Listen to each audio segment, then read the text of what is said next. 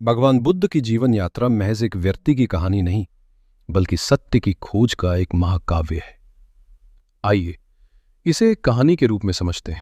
हजारों साल पहले हिमालय की तराई में कपिवस्तु नाम का एक सुंदर राज्य था। वहां के राजा शुद्धोधन और रानी मायावती के घर एक तेजस्वी पुत्र का जन्म हुआ, जिसका नाम रखा गया सिद्धार्थ।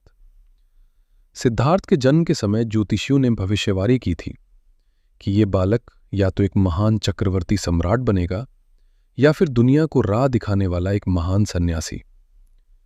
राजा शुद्धोधन चाहते थे कि उनका बेटा राजा ही बने, इसलिए उन्होंने सिद्धार्थ को महल की चार दीवारी के भीतर हर सुख सुविधा में रखा, ताकि उन्हें दुनिया का कोई दुख न दिखे। राजकुमार सिद्धार्थ बड़े हुए, उनका विवाह यशोधरा से हुआ और उनका राहुल नाम का एक पुत्र भी हुआ। लेकिन एक दिन सिद्धार्थ ने महल से बाहर घूमने की इच्छा जताई। नगर भ्रमण के दौरान उन्होंने चार दृश्य देखे। एक लाचार बूढ़ा व्यक्ति, एक कराहता हुआ बीमार व्यक्ति, एक शव जिसे लोग ले जा रहे थे, एक शांत और तेजस्वी सन्यासी। इन दृश्यों ने सिद्धार्थ को झकझोर दिया।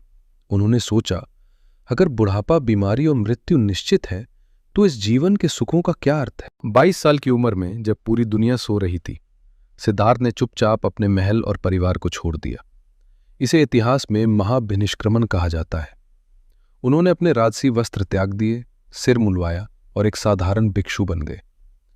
कई सालों तक उन्होंने घोर तपस्या की, लेकिन उन्हें शांति नहीं मिली। अंत में उन्होंने समझा कि शरीर को कष्ट देने से नहीं, बल्कि शांत मन से सत्य मिलता है। सिद्धार्थ बिहार के बोधगया पहुंचे और एक पीपल के पेड़ के नीचे ध्यान लगाकर बैठ गए।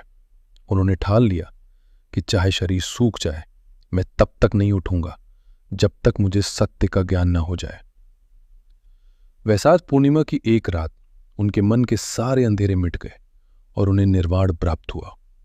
अब वे राजकुमार सिद्धार्थ नहीं, बल्कि बुद्ध, जागृत पुरुष बन चुके थे। ज्ञान प्राप्ति के बाद बुद्ध ने सोचा कि इस ज्ञान को खुद तक सीमित रखना ठीक नहीं। वे सारनाथ आए और अपना पहला उपदेश दिया।